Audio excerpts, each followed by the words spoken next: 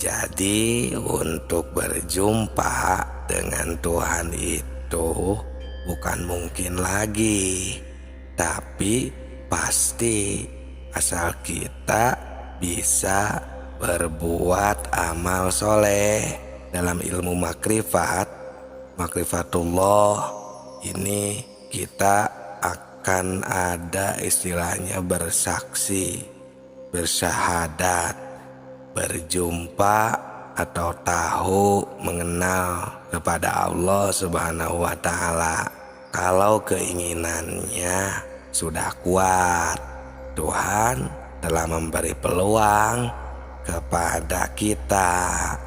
Siapa saja yang ingin berjumpa dengannya itu pasti akan berjumpa. Ini sebagaimana dalam firman Allah yang tercatat di surat ke-18 ayat 110, surat Al-Kahfi ayat yang terakhir. Di sana berbunyi, "Faman kana yarju liqa rabbih fayamal amalan sholihah wala yusyrik bi ibadati rabbih ahada." Barang siapa mengharap perjumpaan dengan Tuhannya, maka hendaklah ia mengerjakan amal soleh dan janganlah ia mempersekutukan seorang pun dalam beribadah kepada Tuhan. Nah, menurut ayat di atas, untuk berjumpa dengan Tuhan itu bukan mungkin lagi, tapi pasti, asal kita berbuat amal soleh atau bisa mengerjakan amal soleh. Nah, untuk berbuat atau mengerjakan amal soleh ini juga harus sesuai dengan petunjuk seperti melalui Al-Quran, melalui hadis, atau ilmu fikih, ilmu syariat, beserta gurunya, guru yang ahli, bukan sembarangan. Karena di dalam urusan beribadah ini istilahnya ada madhab-madhabnya, ada madhabul arba'ahnya, seperti madhab Imam Syafi'i, seperti bagaimana madhab Imam Hanafi, bagaimana, dan semuanya. Bahkan tidak semuanya diajarkan tentang hal ini, karena agar bisa fokus terhadap madhabnya masing-masing. Nah, kebetulan kalau madhab yang kami laksanakan madhab Imam Syafi'i, ya, makanya jika ada sebuah hal tata cara dalam segi syariat yang berbeda, karena yang kami pakai adalah madhab Imam Syafi'i. Nah, contohnya seperti di dalam sholat. Di dalam sholat saja, ini kan kita harus aqimis sholata lidzikri, harus ada mengingat. Aqimis sholata, laksanakanlah sholat lidzikri, ini karena hanya untuk mengingat Allah Subhanahu wa Ta'ala, bukan mengingat bayangan selain daripada Allah atau pikiran-pikiran selain daripada Allah. Bahkan kalau diperdalam lagi, ada harus sampai ke titik sauful qalbi, elingan atau ingatan yang suci. Contohnya, jadi di dalam sholat itu mempunyai elingan suci, artinya harus sudah hilang dari sifat samar dan meraba kepada Allah. Nah, tapi buktinya boleh kita rasakan sendiri. Sudah bisakah kita seperti itu? apa belum?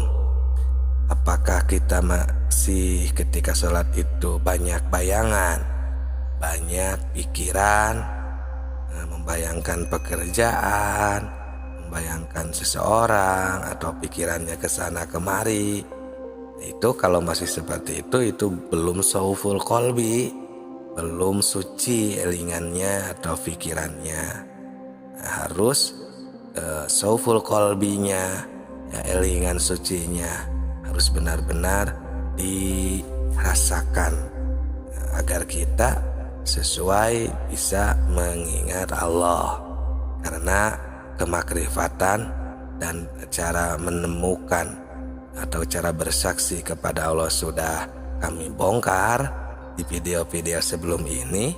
Nah, sekarang kita amalkan ketika kita sedang berkegiatan sehari-hari, seperti berkegiatan ibadah atau luar ibadah. Nah, yang barusan ketika kita melaksanakan sholat, seperti itu kita fokuskan, ya, sadarkan bahwa kita ini, ya, minallah, billahi atau lillah, ya, oleh Allah, karena Allah, milik Allah. Semuanya kita ini bisa melihat, bisa mendengar, bisa bergerak, semuanya oleh Allah. Kita tidak bisa apa-apa. Makanya ada istilah inna sholati wa nusuki wa mahyaya wa mamati lillahi rabbil alamin. Nah, seperti itu. Jadi sholatnya akan tercapai, karena sholat kami, hidup kami, ibadah kami, mati kami, semuanya itu dikarenakan oleh Allah. Allah lah semuanya yang menghendakinya dan yang menakdirkannya. Nah, seperti itu sahabatku, sahabat tilawah semuanya. Kita harus bisa ingat kepada Allah dari sekarang, berjumpa dengan Allah dari sekarang, agar nanti di akhirat tidak buta. Sesuai dengan keterangan di video sebelum ini, wa man kana fi hadhihi a'ma fa huwa fil akhirati a'ma wa adallu sabila. Barang siapa yang buta di dunia ini, maka niscaya di akhirat nanti juga ia akan lebih buta dan lebih tersesat di jalannya. Jangan sampai seperti itu, ya. Untuk prosesnya, caranya, makanya kami selalu mengingatkan dan terus memberitahukan agar kita tidak terlena, agar kita tidak terus-menerus melalaikan kehidupan ini sampai kita melupakan hal yang seharusnya kita laksanakan. Banyakan kan seseorang itu, manusia itu, jika di depan mata kita itu sudah apa yang kita lihat, itulah yang kita fokuskan. Nah, lupa di belakang itu ada Allah. Ya, seperti kita sedang makan, apalagi kita sampai tidak berdoa sama sekali. Nah, ini yang istilahnya yang ingin mendaki atau ingin bisa menemukan Allah Subhanahu wa Ta'ala, berzikir atau ingin makrifat kepada Allah Subhanahu wa Ta'ala, maka ketika makan ini kita harus terus bermakrifat, ya, makrifatullah. Kita makan nasi, contohnya nasi yang berwarna putih. Nah, nasi itu berwarna putih, ya. Nah, putih tidak bisa menciptakan nasi, nasi pun tidak bisa menciptakan putih, tapi Allah yang menciptakan nasi. Dan Allah yang menghendaki, menakdirkan warna putih terhadap si nasi tersebut.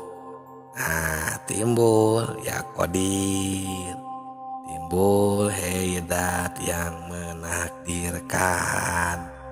Qadir ini kan kudrot, talazumnya atau identiknya.